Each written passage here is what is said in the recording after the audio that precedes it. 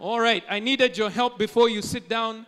If you're still standing, I needed your help. If you can speak on my behalf to the person next to you, on my behalf, and if you can tell them, please walk your own journey. No, you didn't ask them nicely. I mean, beg them. Please walk your own journey. Very good. Before you sit, one more. Tell them, please, twice, climb your own mountain. One more time, just one more. Please, climb your own mountain. Go ahead. All right, have a seat where you are. Have a seat. Listen. First of all, I want to say thank you so much to Equity Bank and for the work that they've been doing. When I look around here, as Johnson said, I see the future of this country, and I'm so excited when I see that. I see people who are believing, who are understanding that there's something on the way, and so I'm excited by that. So thank you. Can we give a hand to all the staff at Equity and the Equity Foundation for what they've done? You people, give them thanks. Yes.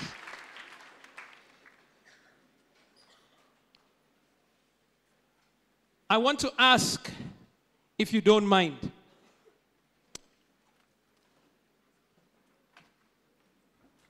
that Johnson, if you can stand where you are, sir. As he said, we go back a long way. And the time that I met Johnson, we were working with a production company and we were about to put together a play. And this was a play that was going to be at the National Theatre. And I was one of the people auditioning. I was the music director in that play. And when Johnson came, I was about to, I don't know what to say. I was going to give up on you after the first few sentences, because this is how Johnson spoke to us. Can you imagine at an audition? This is how he came. And we asked him, so who are you? This time, he was nobody at that time. In quotes, huh? In quotes.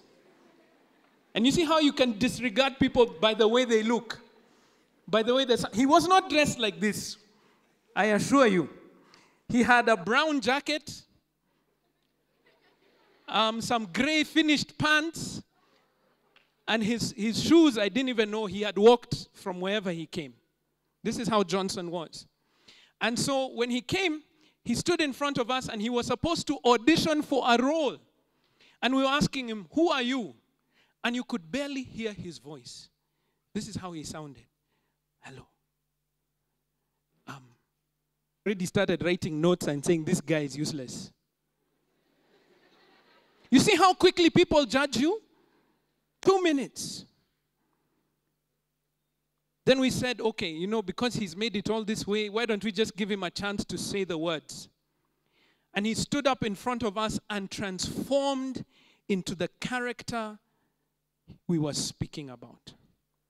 He became that person on that stage.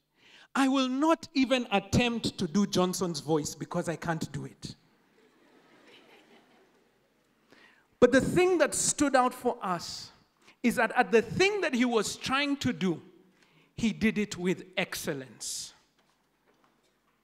Many of us will not do the practice. He knew the lines before everybody else knew the lines. He practiced the voice, the character, everything about it. And I assure you, it was the very next performance that we did, because I called him again because he stood out so much. I called him again because I had a job that I was going to do, and I called him to come and support me in doing that job. And as he said correctly, Jimmy Gathu was one of the other people at that job. And he asked me, Waithaka, who's that guy? He said, Johnson. He said, give me his number. In a few weeks, you saw him on Citizen TV. Do whatever you do with excellence. Doesn't matter where you come from. Doesn't matter what you've done in the past. But what God has given you to do, do it with excellence, and you will be seen. Thank you. One more hand for Johnson as he sits down. All right. I'm going to get into what we are supposed to do today. I want to play a short video. I'll share a few thoughts, and then you can go for lunch. I can see how hungry you are, so I'll take a short time.